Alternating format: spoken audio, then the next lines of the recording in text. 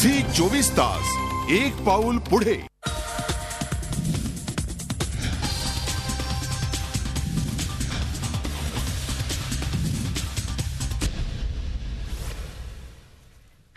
नमस्कार, मी अमोल जोशी. रोखोक मध्ये आपलं स्वागत.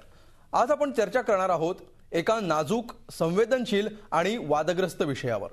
तरुण आणि तरुणी यांना स्वखुशीनं, संमतीनं एकमेकांशी शारीरिक संबंध ठेवायचे असतील तर त्यांचं वय किमान 18 वर्ष असणं हे सध्याच्या कायद्यानुसार बंधनकारक आहे.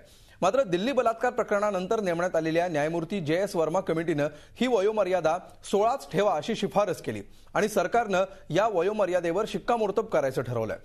शारीरिक संबंधांची वयोमर्यादा कमी करण्यामागे नेमका काय उद्देश आहे? नवी पिढी लवकर प्रगल्भ होत असल्यामुळे वयोमर्यादा कमी करण्याची गरज निर्माण झाली आहे का? आणि कायद्यातल्या या सुधारणेमुळे बलात्कार आणि अत्याचाराच्या घटना कमी होतील की उलट त्यांना प्रोत्साहनच मिळेल? यासारख्या प्रश्नांचा वेध घेऊया सेक्स, वय आणि कायदा या खास कार्यक्रमात.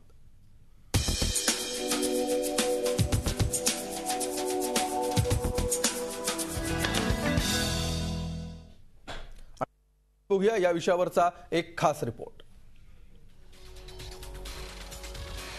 दिल्लीतल्या सामूहिक बलात्काराच्या घटनेनंतर बालगुन्हेगारांचं वय कमी करण्यावरून देशभरात चर्चा झडू लागल्या आणि त्यातूनच आता सहमतीनं शरीर संबंध ठेवण्यासाठी लागणारं वय कमी करण्यासाठी प्रयत्न सुरू झालेत.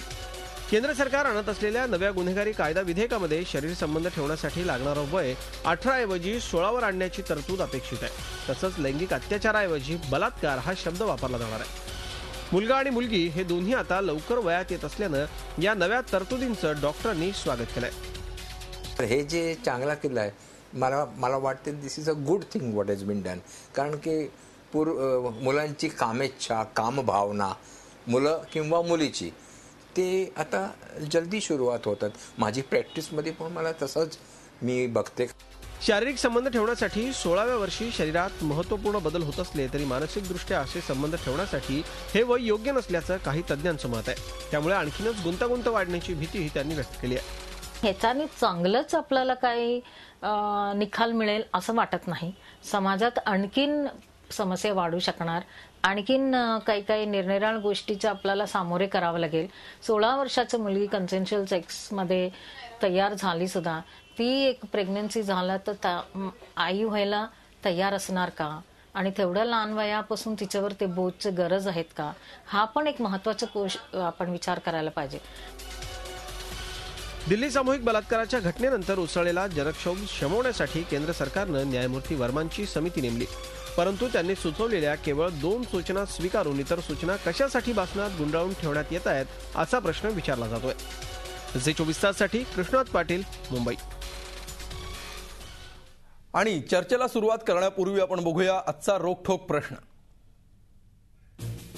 आजचा प्रश्न आहे, लैंगिक संबंधांसाठीची किमान वयोमर्यादा 18 ऐवजी 16 करावी का?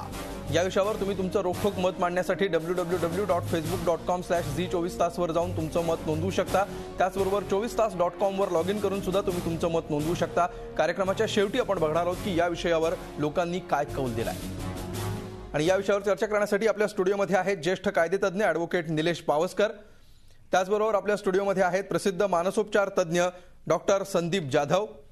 आणि शिवाजी पार्क दादर या ठिकाणाहून या चर्चेमध्ये सहभागी होत आहेत प्रसिद्ध सेक्सॉलॉजिस्ट डॉक्टर विठ्ठल प्रभू.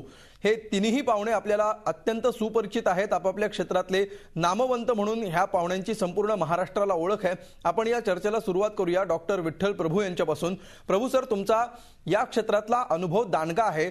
गेली अनेक दशकं तुम्ही शेकडो हजारो पेशंट्स जवळून बघितलेले आहेत.